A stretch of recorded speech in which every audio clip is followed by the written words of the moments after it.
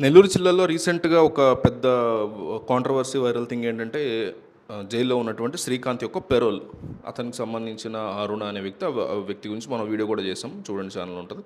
So, దీనికి కోటంరెడ్డిని murder చేయడానికి చాలామంది ప్లాన్ చేస్తున్నటువంటి వీడియో బయటికి రావడానికి సంబంధం ఏంటనేది వీడియోలో చాలా డీటెయిల్‌గా మాట్లాడుకుందాం.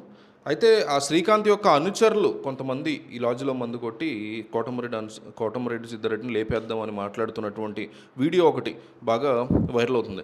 శ్రీకాంత్ యొక్క హత్య కేసులో జైలు శిక్ష అనుభవిస్తున్నాడు. అతను ఈ మధ్య పెరోల్ మీద బయటకు వచ్చాడు. ఆ పెరోల్ మీద చాలా పెద్ద గొడవ జరిగింది. ఆ గొడవ జరిగిన నేపథ్యంలో ప్రభుత్వం ఆయన పెరోల్ రద్దు చేసి మళ్ళీ జైలుకి పంపించింది. ఆ తర్వాత అతను పెరోల్ మీద బయటకు వచ్చినప్పుడు అతన్ని కలిసినటువంటి నిడిగంటి అరుణ, అతని సన్నిహితురాలు, ఆమె యొక్క అరచకాలు, ఆగడాలు ఇవన్నీ కూడా బయటకు వచ్చి దాని మీద పోలీసులు కేసు నమోదు చేసి ఆమెను కూడా అరెస్ట్ చేశారు. అయితే శ్రీకాంత్ పెరోల్ లెటర్స్ ఇచ్చింది తెలుగుదేశం ఎమ్మెల్యేలు కోటంరెడ్డి శ్రీధర్ రెడ్డి, గూడూరు ఎమ్మెల్యే సునీల్ కుమార్.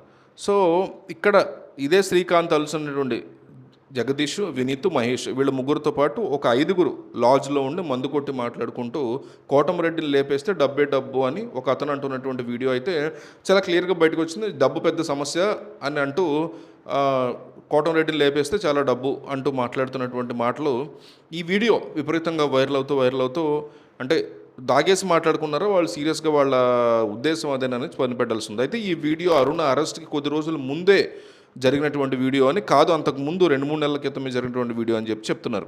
సో దీని మీద క్లారిటీ లేదు, ఎప్పుడు మాట్లాడుకున్నారు ఏంటి వీడియో అనేది. కోటంరెడ్డిని అడ్డు తొలగిస్తే వచ్చే ఎన్నికల్లో అరుణకి ఎమ్మెల్యే సీట్ ఇస్తామని వైసీపీ నేతలు హామీ ఇచ్చారు.